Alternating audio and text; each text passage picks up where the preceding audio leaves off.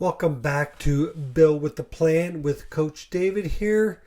Welcome to episode number 8. So excited that you're here. Yeah, today, I've been doing a little bit of renovation at home, and it really got me thinking about how you set up your business. This is kind of a combination between what I'm doing at home and one of my latest meetings I had with a young entrepreneur. Great ideas, great ambition, but no plan on how he wants to grow the business. Yes, he knows what he wants it to look like, but he doesn't really know what it's actually going to look like while he's trying to get where he wants to go. So, what I want to talk about today is build with the end in mind. If you've heard any of my stuff in the past, you may have heard me talk about if you don't know where you're going, any road will get you there. And that's really what I'm talking about here.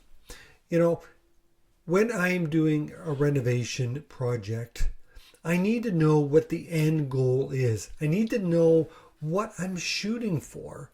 And then from there, I can reverse engineer and know what steps I need to take to make sure that I'm going to get where I'm going.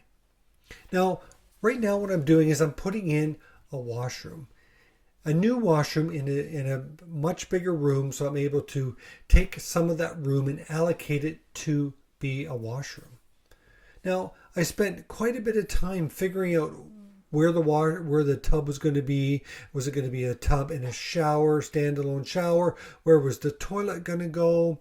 Where's the vanity going to go? That type of stuff.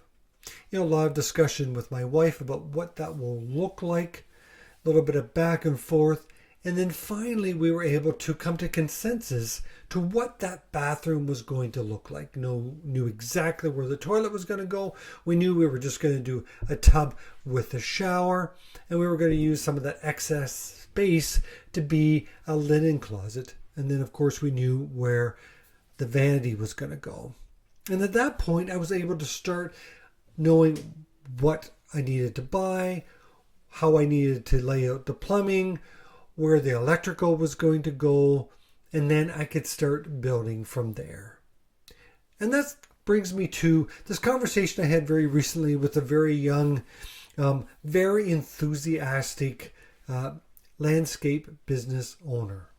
Very young, very ambitious. He knew what he wanted, and he just went out there and started his business. He had some money, so he bought a truck outright, and then he knew a bit on how to do what he did, and he was learning the rest as he was building the business.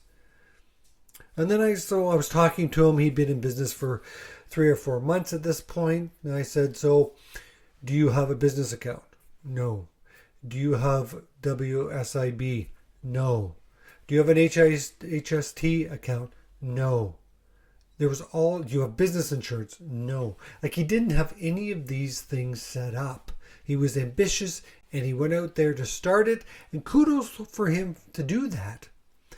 But where I'm getting with this, it's like if I was just to pick up, the tools and start working on my bathroom without knowing where everything was, I'd be doing a lot of things backwards.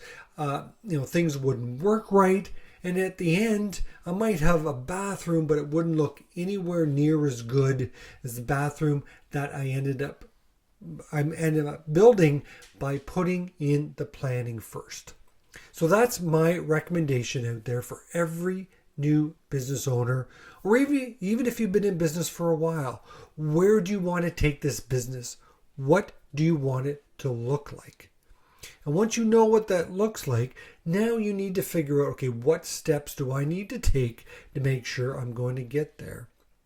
With this young gentleman I was talking about, talked to him a little bit about what he needs to do. In fact, he didn't even have his business registered at that time. So you need to make sure that you put some fundamentals in place so that you can grow your business, that it can be successful. Now, for a business that's been in been going for a while. You've already got it registered. You've got a business account. You might even have a bookkeeper in place, which is awesome. You should definitely make sure you keep track of all your accounting. Be CRA compliant, because you don't want any hiccups from them. But what happens if you get hit by a bus? Then what? Are you able to continue to generate revenue if you're laying in the hospital? Not sure. A lot of people can build a business, and yes, it can be profitable. As long as you work hard and you do a good job and perform a good service or deliver a good product, you can build a decent, profitable business. But this goes back. Now, what happens if you get hit by a bus? What is your business worth at that point? Does your revenue immediately stop? Or have you set your business up to be uber successful? One that you can walk away from and still be able to generate revenue. That's what I like to help my clients build, is businesses that not only are profitable, but that can run without their day-to-day input, if indeed that is where they want to go. Yes, some business owners want to be fairly active, then I also help them set that up so that their interactive time with their business is high level, building the business to a different level as opposed to just doing the day-to-day. Because let's face it, most of us started the business because we wanted financial freedom. And that financial freedom typically gives us time freedom. But if we don't set up that business and we get hit by a bus, then that financial freedom, well, never mind the time freedom, but the financial freedom evaporates immediately. And then you're going, well, what do I do now? So, as I do with any renovations, yes, I'm just a home renovator. I don't do this for a business, but you got to start with the end in mind. What do we want this business to look like?